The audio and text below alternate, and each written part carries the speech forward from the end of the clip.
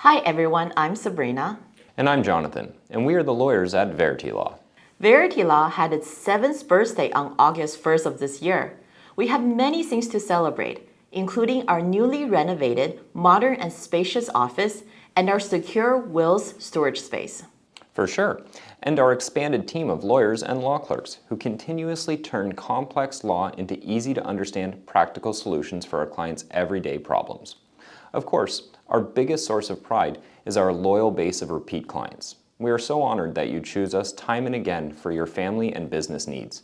You are what makes our everyday work meaningful. Exactly. Okay, let's dive into today's topic. Recently, we have done many consults regarding contracts. Unfortunately, when contracts are done incorrectly, many clauses that are included are unenforceable, meaning it's as if you did not include them. And that's right. Today, we will explore 3 types of common mistakes made in contracts and how to avoid them. Starting with the ever-popular marriage contract, also known as a prenuptial agreement. Contrary to most people's beliefs, a marriage contract does not need to be made before marriage. It can be made before or during marriage, as long as both parties are willing to sign.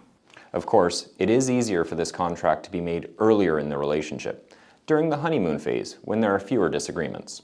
If there is no marriage contract, when two people get a divorce, their assets during the marriage are equalized.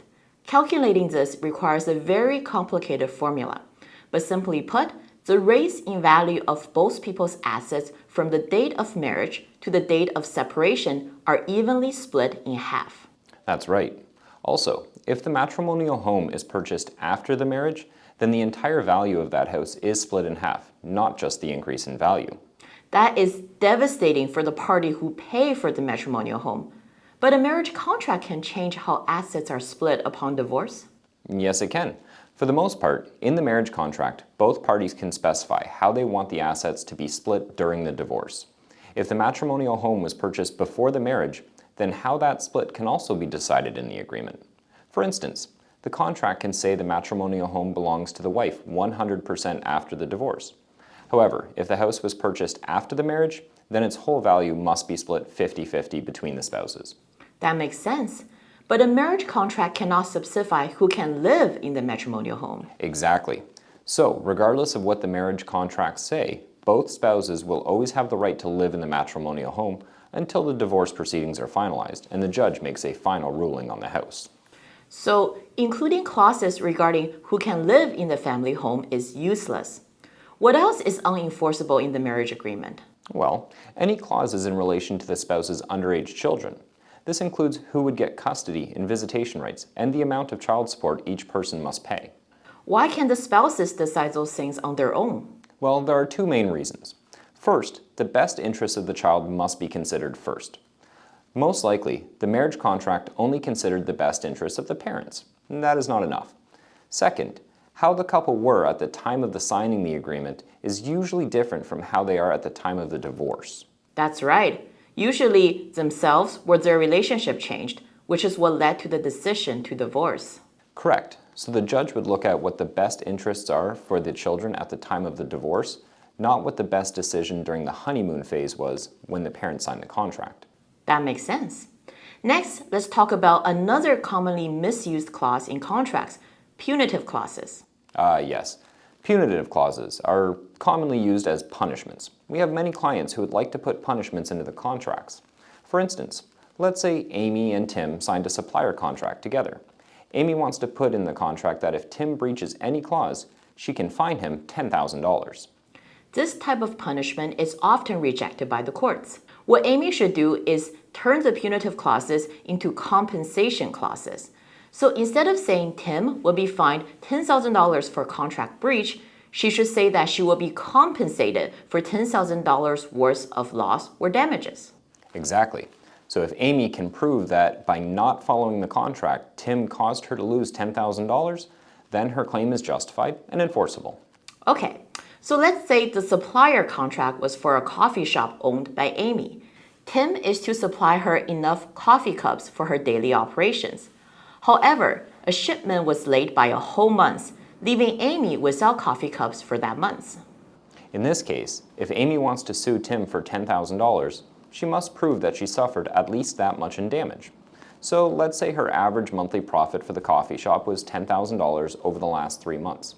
Then, because she did not have the coffee cups, she could not operate for a whole month, leading to her losing $10,000 in profits. Ah, but Amy must be careful here. Did Tim's failure to supply coffee cups really cost her business loss?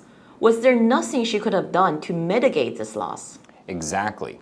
What Amy could do is go to another supplier and get an emergency supply for the next month. Due to the urgency, let's say that the supplier charged her 1.5 times the normal market price. Because she had no choice, Tim's breach of contract left her without cups. So the price she paid for the new supplier is her legitimate loss or damage. She can sue Tim for this amount. For sure. Whereas it would be hard to convince the court that Amy had no choice but to not operate her business because one supplier could not give her coffee cups. She did nothing to solve her problem or mitigate her damages. That's right. So John, another thing our clients often ask is whether having a contract would ensure both parties would perform the obligations stated in there. For instance, Tim must provide the coffee cups. No. What a contract means is that you either perform the obligations or you pay for the actual damages. So Tim could either supply the cups or pay for Amy's reasonable losses due to him not having supplied the cups. Exactly. Either do what the contract says or pay. There is no government authority or other third parties who would just force both sides to follow the contract.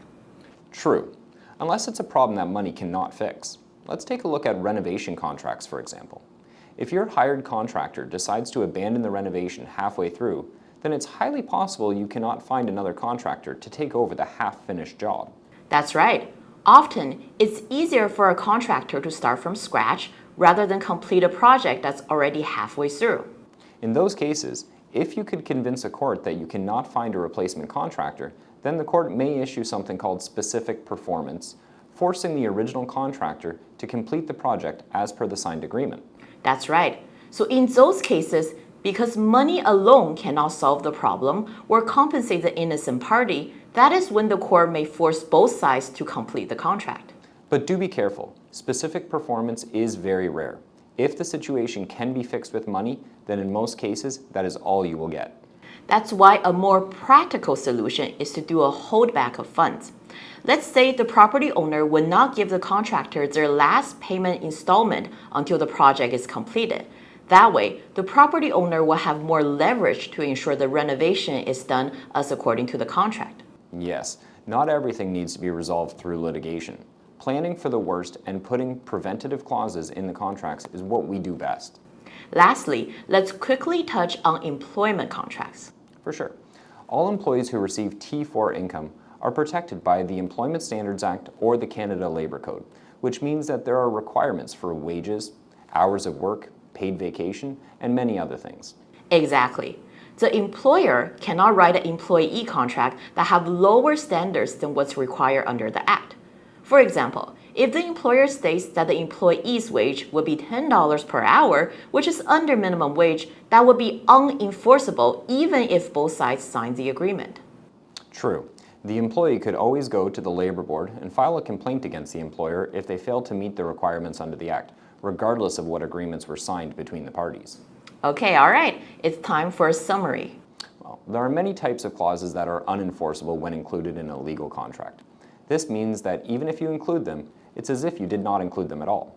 We mentioned 3 common examples in this video. The first is marriage contracts. Terms related to the minor or possession rights of the matrimonial home are unenforceable in there. The second is business contracts. In most cases, punitive clauses are unenforceable. They must be changed into compensation clauses, and the innocent party must be able to prove the dollar amount of damages suffered. Last is the employment contracts. They cannot include clauses that are in contradiction to the Employment Standards Act or Canada Labour Code, which sets out the basic requirements for minimum wage, working hours, and paid vacation. All right, that's all for this month. Thank you once again for supporting us through the years, and we hope to serve families and businesses for decades to come. We will see you in our next month's video.